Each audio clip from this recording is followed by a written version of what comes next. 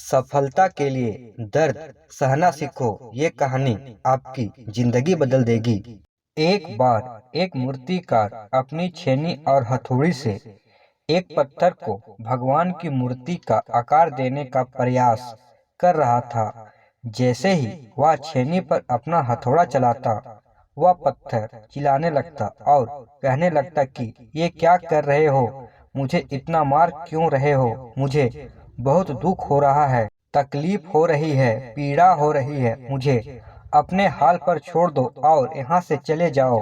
मूर्तिकार ने उस पत्थर से कहा, मुझे बहुत अच्छे से पता है कि तुम्हें बहुत ज्यादा दर्द हो रहा है, तकलीफ हो रही है और तुम बहुत ही ज्यादा पीड़ा में हो, लेकिन यदि आज तुमने इस दर्द को नहीं सहा, इस तकलीफ को नहीं सहा, तो जीवन भर तुम यही इसी प्रकार से पड़े रहोगे।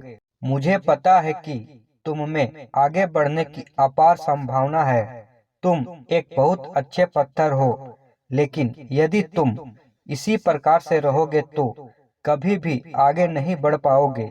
इतना कहकर मूर्तिकार औजार उठाए थे कि पत्थर फिर से चिल्लाने लगा, गिड़गिड़ाने लगा, विनती करने लगा कि मुझे अपने हाल पर छोड़ दो। मुझे पता है कि जीवन के लिए कौन सी चीज सही है और कौन सी चीज गलत है।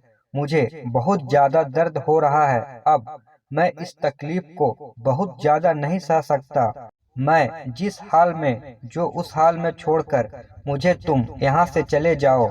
उस मूर्तिकार फिर से उस पत्थर को समझाने की कोशिश की, ज्यादा अधीर मत बनो और अपने सब्र को बनाए रखो, थोड़ी देर और इस दर्द को सहो। यदि इस दर्द को सह लिया तो मैं भगवान की मूर्ति के रूप में तुम्हारी स्थापना करवाऊंगा और फिर दूर दूर से लोग तुम्हारी पूजा करने आएंगे और पंडित और लोग तुम्हारी सेवा करेंगे।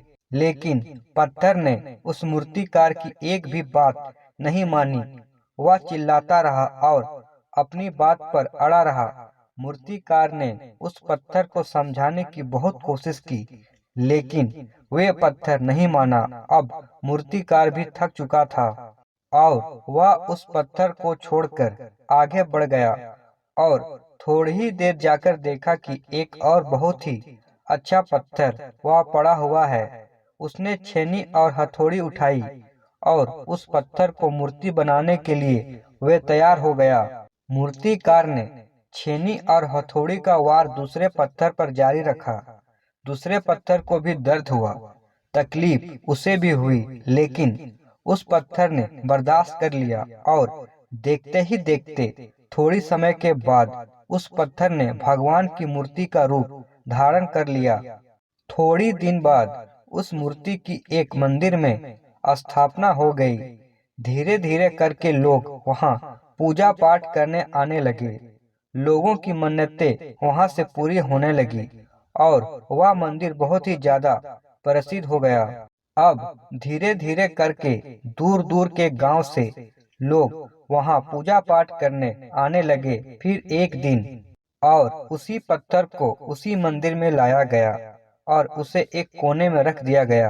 अब लोग आते और उस पर नारियल फोड़ते। ये कोई और पत्थर नहीं बल्कि वही पत्थर था जिसने दर्द को नहीं सहा था।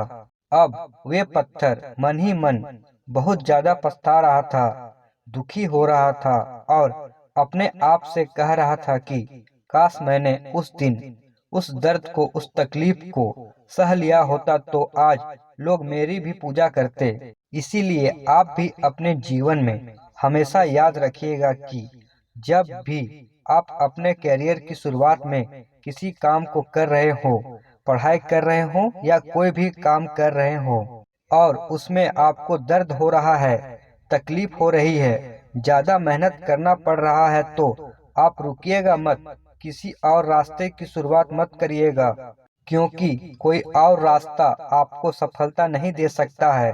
आपको उस दर्द को, उस तकलीफ को सहना ही होगा और उस दर्द को, उस तकलीफ को सहकर आप ज्यादा मजबूत बनेंगे और तभी आप अपने जीवन में आगे बढ़ पाएंगे। और जीवन में हमेशा याद रखिएगा कि आपको पहले पत्थर की तरह नहीं बल्कि दूसरे पत्थर की तरह बनना है। यदि ये कहानी आपको पसंद आई हो और इससे कोई सीख मिली हो तो इस तरह के मोटिवेशनल कहानी के लिए हमारे चैनल को सब्सक्राइब करें, लाइक करें, शेयर करें और कमेंट जरूर करें।